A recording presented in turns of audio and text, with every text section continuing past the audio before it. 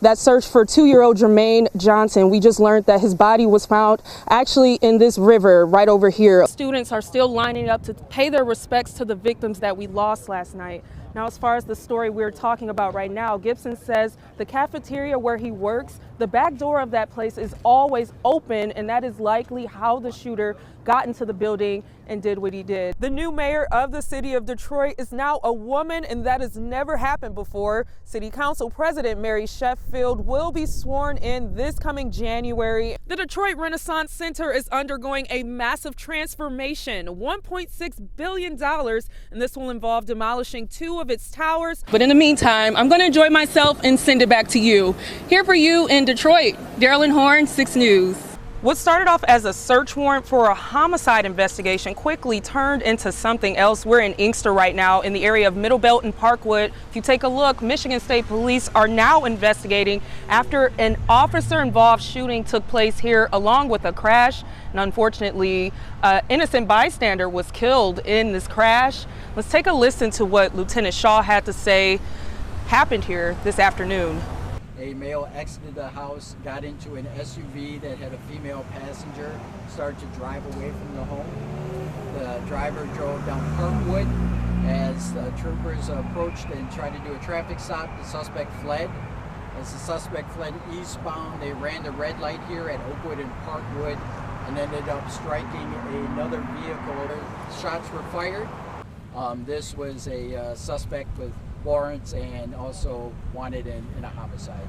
This is well within our policy to pursue this. The suspect, 19 years old, he is stable in the hospital. He was shot below the waist. The passenger in that vehicle he was in is also stable, but unfortunately an innocent bystander not involved in the situation at all was killed today. Of course, we'll keep following this and let you know more information as this develops.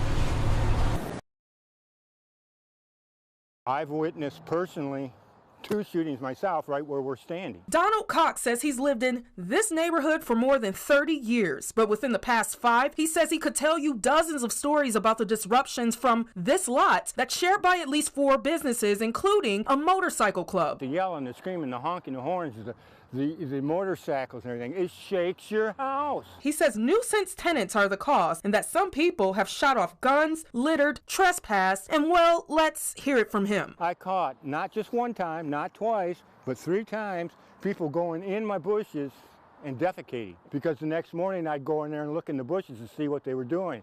What did I see? Take a guess. Lansing police say around 1 a.m. on Sunday, they were called about shots fired in this area. They found a 45-year-old man and a 31-year-old man shot. This person, who wants to keep her identity a secret, says her house, car, and gate caught more than 10 bullets. This has been a problem over here since I've been here, which is almost 2 years. It's noise, it's drunks, it's drugs. Connor Logan just moved to the neighborhood a year ago today and says he's never felt safe. You'll get cars going 70, 80 miles an hour down our road with people just bodyboarding on top of them. And his fiance feels the same. It's also not uncommon for people to try to enter our house. The person who owns these rental spaces is JJV Properties. He told 6 News off camera that noise complaints have been an ongoing issue, and he's had a half-dozen conversations with the tenant who rents this building that operates as a motorcycle club. LPD calls Sunday's shooting an isolated incident, but Cox says change needs to happen. We're furious, not upset, because we can't believe this is happening to our neighborhood. Watching all of the videos of the bloodshed where I once stood.